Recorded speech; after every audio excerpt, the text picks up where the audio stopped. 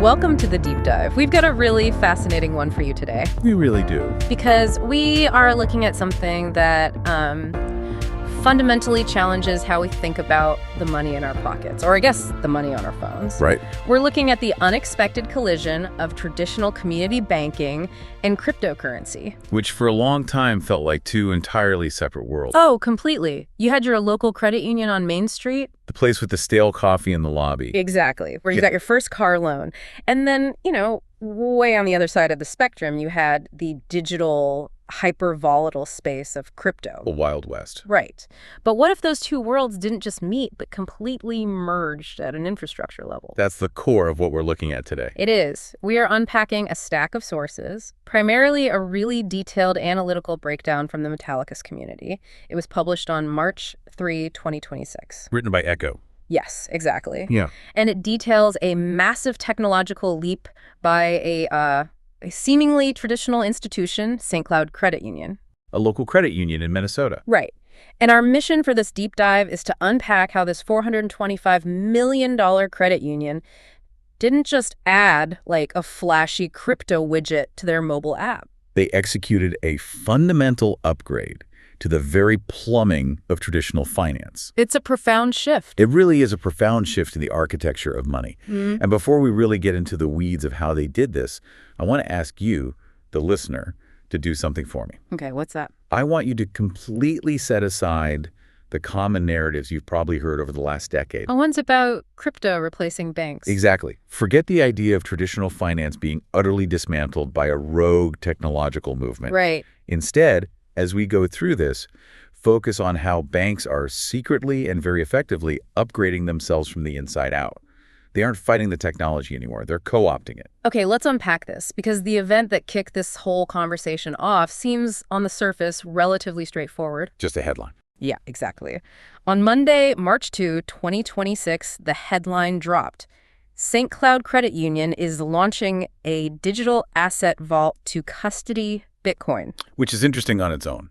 It is. Moving past the old narrative of self-hosted digital wallets where, you're essentially one lost password or spilled cup of coffee away from financial disaster. Right. This offers something different. It's an institutional-grade custody solution. It has the backing of a regulated entity. It brings Bitcoin into the safety of the traditional banking perimeter.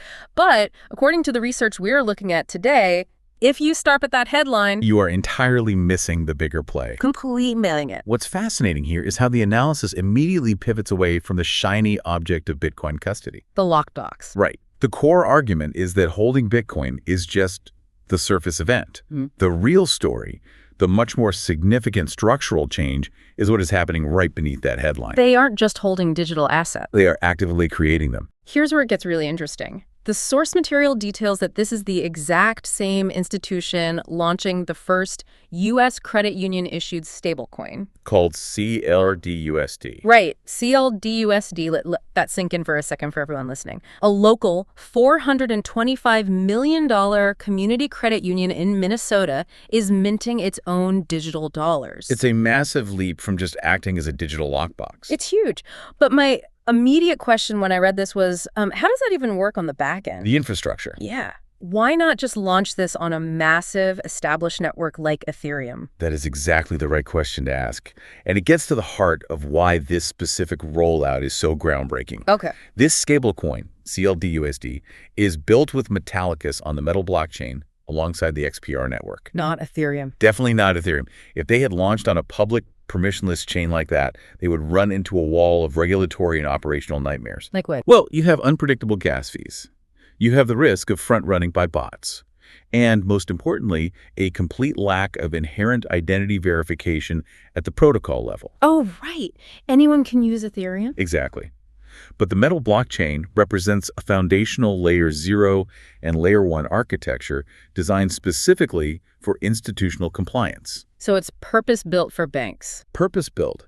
It matters incredibly that they chose a network where identity and compliance are baked right into the base layer, It means they're playing by the strict rules of traditional finance. while utilizing the high-speed rails of decentralized finance. So to really appreciate what St. Cloud is doing here, we have to look at the massive problem they are actually trying to solve. The macro environment. Right. The analysis outlines a very specific and honestly very painful macroeconomic reality for traditional institutions right now. It's rough out there for community banks. It is. If you run a community bank or a credit union, your lifeblood is your deposit base. That's the capital you use to underwrite local mortgages. Small business loans, everything.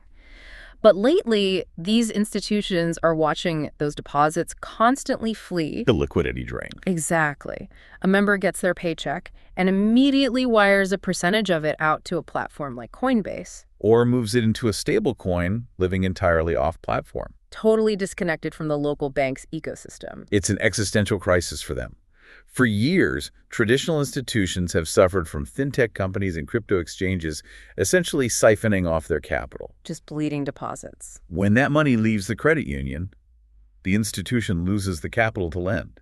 They lose the transaction fees. And they lose the daily engagement of that member. Exactly. The member's financial life becomes fragmented across 5 different apps, and the local community loses the economic multiplier effect of that money staying local. So St. Cloud's counter-move to this deposit flight is brilliant in its underlying logic. Bring the entire ecosystem in-house. Stop the bleeding by offering the services yourself. Yes. The research details 4 specific pillars of how they are executing this. First, internal custody of digital assets. Which means you don't need to wire money to an outside exchange to get exposure to Bitcoin. You do it natively. Second, issuing their own regulated digital dollars, the SCLDUSD. Right. Third, connecting these digital assets directly to their core banking system. The hardest part. We'll get to that in a second.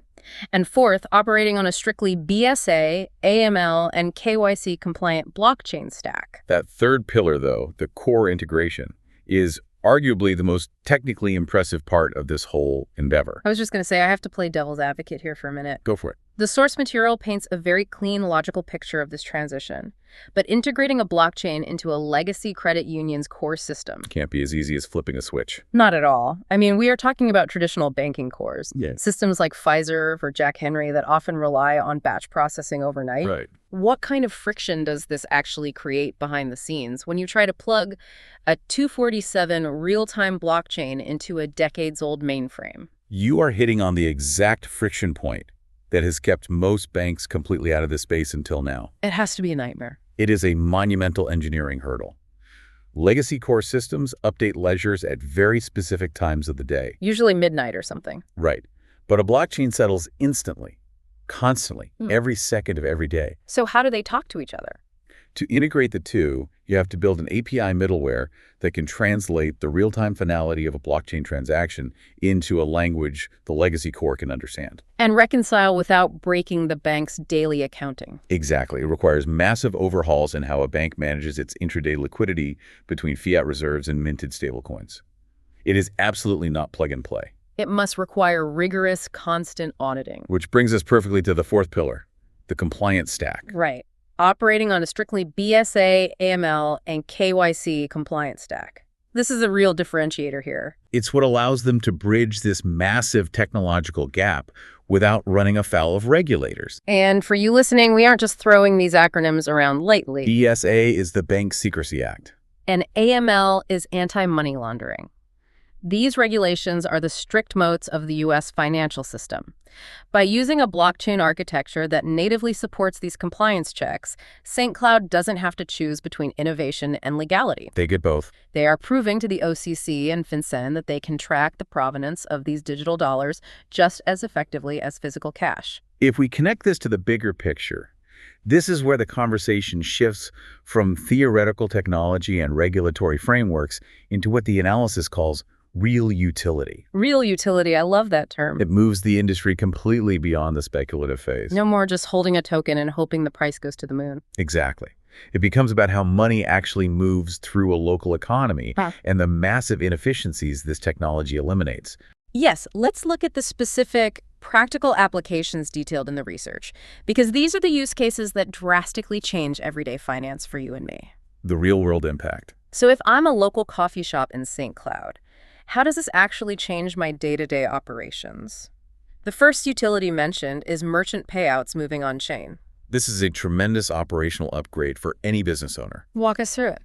In the legacy system, when that coffee shop processes a customer's credit card, the business doesn't actually see that money immediately. Right, it takes a few days. It takes a T+2 settlement cycle, meaning trade date plus 2 days for those funds to actually clear and hit their bank account. And they don't even get the full amount. No, they lose anywhere from 2 to 3% to various interchange fees and payment processors. The toll booths. Exactly. By moving merchant payouts on-chain using a stablecoin like SCLDUSD, that business sees their funds settle almost instantly. With mathematical finality. Spot on.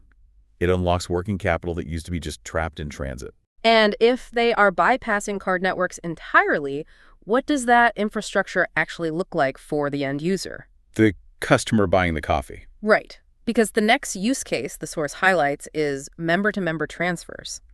Think about the traditional Visa or MasterCard networks.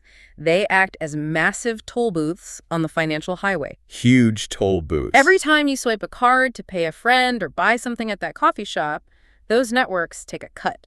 Over millions of transactions, that is a staggering amount of wealth quietly leaving the local community. And going to multinational payment processors. Exactly. St. Cloud is essentially building a brand new private express lane right next to that highway. I like that analogy. By using their own digital dollars on their own blockchain rails, members can send money to each other instantly, completely cutting out those massive intermediary toll booths. And for the end user, does the app look super complicated? That's the beauty of it. The interface doesn't have to look like a complicated crypto wallet with public keys and hex codes. It just looks like a normal app. The brilliance of this integration is that the user experience can look exactly like a standard banking app. The blockchain is just the invisible engine under the hood. And that engine doesn't just speed things up for the person buying coffee. No, it scales up significantly. The third utility pointed out in the breakdown is institution-to-institution settlement becoming real-time. This addresses one of the most archaic parts of the global financial system: correspondent banking. It's surprisingly slow, isn't it? Incredibly slow. When banks need to settle large amounts of capital with each other, it is a cumbersome process. They rely on centralized clearinghouses or systems like Fedwire, which have operating hours and limits. Right. They close on weekends and holidays. It is essentially bankers sending messages to each other to update disparate ledgers. But with this new tech, By utilizing the Metal blockchain, St. Cloud is prototyping a future where institutions can settle massive amounts of capital instantly, 247, 365 days a year. on a single shared immutable ledger. It fundamentally changes the velocity of money at an institutional level. And finally, rounding out the utility list from the source is that original headline we started with. The Bitcoin vault. Bitcoin custody stays with the credit union, which, now that we've looked at all the underlying mechanics, makes perfect strategic sense. It fits perfectly into the puzzle. They aren't just offering a shiny feature, they are actively keeping the assets local, keeping the liquidity in the community. And giving the member a unified view of their entire financial life, fiat and digital, under one trusted roof. The author of the analysis synthesizes all of this operational logic into a very clear blueprint for institutional adoption. Vault to stablecoin to core integration to real utility. Vault, stablecoin, core integration, Yeah. real utility. It is a very clean progression. It really is. You capture the attention and the assets with the safe storage. You provide the medium of exchange with the digital currency. You do the heavy lifting of wiring it into the legacy mainframes. And then you unleash the actual practical benefits that save people money. But looking at this blueprint, it really forces a reframing of the cultural narratives surrounding crypto, doesn't it? It absolutely does. The analysis spends time addressing the internet echo chamber, and it is a vital point to make. We have all seen the loud voices online over the last decade. The crypto bros. Oh, the 2010s crypto culture was wild. You had the maximalists on Twitter constantly shouting to end the Fed. Boldly declaring that traditional banks were going to zero. Because a decentralized revolution was going to wash them all away. It was a very dramatic, rebellious aesthetic. It was dramatic, but as this research points out, it was also fundamentally misjudging how systemic change actually occurs in finance. It's rarely a chaotic rebellion. The author uses this St. Cloud example to completely dismantle those extreme narratives. True financial evolution looks like a suit and tie affair. The real shift. The quiet, actual revolution happening right now isn't about destroying banks. It is about forward-thinking community institutions eagerly adopting blockchain rails to make their own operations faster and more profitable. They aren't fighting the tide. They're using it to power their own ships. Spot on. So what does this all mean for you, the listener? Let's summarize the journey we just took. It's been a deep one. We started with what looked like a simple, somewhat trendy headline, a $425 million community credit union offering a Bitcoin vault. But by digging into the mechanics, we discovered a comprehensive, aggressive blueprint for the future of local banking. St. Cloud Credit Union is stopping deposit flight. They're issuing a fully backed digital dollar, Integrating it directly into their legacy core system. and unlocking massive efficiencies like instant merchant payouts, all while navigating the strict regulatory moats of U.S. banking. This raises an important question, and it is something I want to leave you to mull over long after this discussion ends. A final thought. Yes, we have just seen the proof of concept. If a $425 million community credit union now possesses the exact blueprint to bypass traditional card networks, achieve real-time settlement, and issue regulated digital dollars, what happens to the power and, more importantly, the profits of the massive legacy financial intermediaries when every single local institution realizes they can adopt this exact same technology? That is the multi-trillion-dollar question, something to definitely keep an eye on as this technology scales across the country. Absolutely. Thank you so much for joining us on this deep dive. We hope this helped you cut through the noise and see the real structural changes happening in the architecture of money. Keep looking past the surface. Keep questioning the world of finance around you, look past those surface headlines, and we will see you next time.